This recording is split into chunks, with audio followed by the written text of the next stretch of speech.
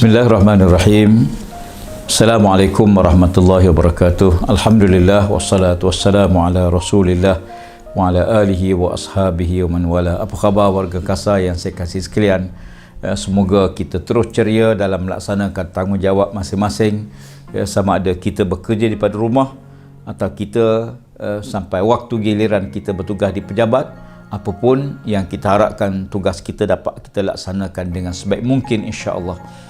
Tuan-tuan sekalian, bila kita bicarakan soal pemeliharaan alam sekitar yang menjadi tanggungjawab yang diamanahkan kepada kementerian kita, maka tentulah kita mesti menjadikan diri kita, keluarga kita sebagai model, sebagai contoh yang terbaik dalam pemeliharaan dan pemeliharaan alam sekitar seluruhnya.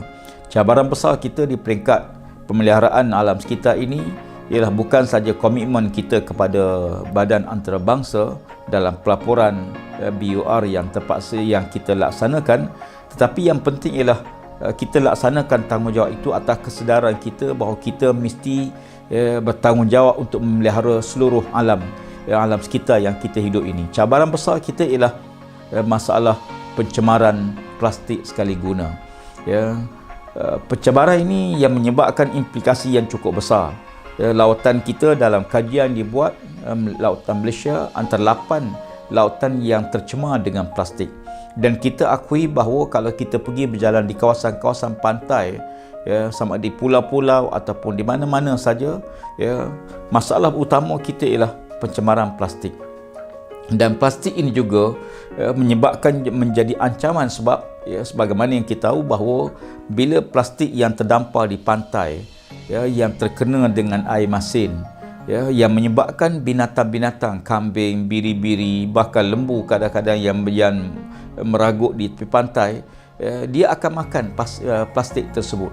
Dan ini merupakan masalah besar sehingga sebahagian sama ada penyu kita, kambing, biri-biri, bahkan lembu pun kadang-kadang mengandungi kandungan plastik dalam tubuh dia, dalam perut dia, dan dia tidak akan bereput, menyebabkan kita tengok sebahagian binatang tu jadi kuruh kering.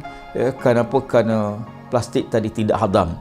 Jadi isunya bagaimana untuk kita sama-sama mengatasi. Dia bermula daripada rumah kita. Kita kena pastikan bahawa di segi peraturan kita cuba kuat-kuasakan supaya mengurangkan penggunaan plastik sekali guna ini. Tetapi yang penting ialah bagaimana kita menguruskan plastik tersebut. Jadi kalau kita lihat lebih kurang ataupun tidak banyak kita gunakan plastik itu lebih baik. Mungkin di antara kaedah yang baik ialah kita sentiasa membawa plastik besar dalam kereta kita supaya bila kita pergi ke pasaraya, kita beli barang dan kita tidak membeli plastik, tidak bayar harga plastik, bahkan kita bekas kita sendiri untuk kita letakkan barang-barang yang kita beli.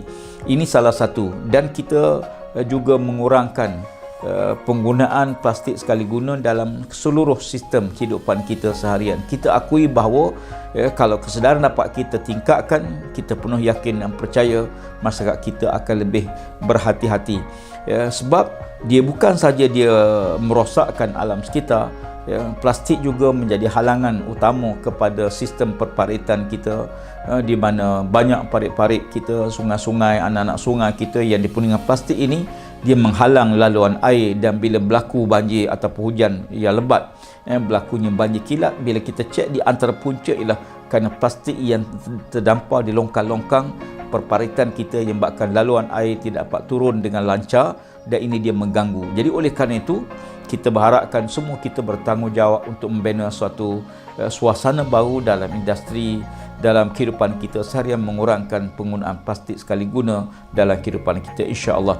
Yang akhir, yang kedua, saya ingin juga ambil kesempatan pada hari yang mulia ini kepada kaki tangan kita semua, oleh kerana COVID-19 ni masih lagi menjadi ancaman, dan kita semua harapkan kita di peringkat kementerian kita berusaha untuk memastikan semua kaki tangan kita dapat vaksinasi lebih awal, dan kita berusaha di peringkat kementerian untuk mohon supaya kita diberi keutamaan. Sebahagian kita frontliner kita di syarikat-syarikat air di negeri-negeri, operator air negeri-negeri, Jabatan Alam Sekitar dengan penguatkuasa, demikian juga MAP yang terpaksa bertugas 24 jam.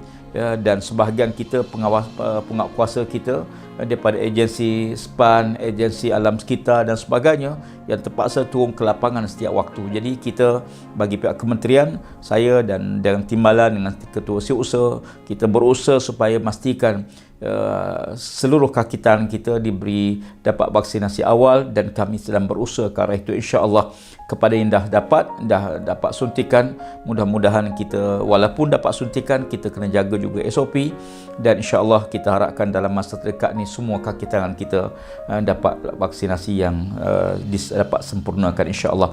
Akhirnya saya juga mengambil kesempatan untuk mengucapkan selamat Hari Raya Aidiladha kepada semua kita, dan mudah-mudahan pengorbanan kita diterima oleh Allah Subhanahu Wa Taala, sama ada kecil atau besar. Keikhlasan kita kepada Allah, mudah-mudahan Allah Ta'ala melihat kita semua sebagai pandangan yang mulia, pandangan yang dihormati, pandangan rahmat ke-19 Allah Ta'ala kepada kita semua. Sekian untuk pagi yang mulia ini. Kita jumpa semula dalam sidang akan datang. Assalamualaikum warahmatullahi wabarakatuh.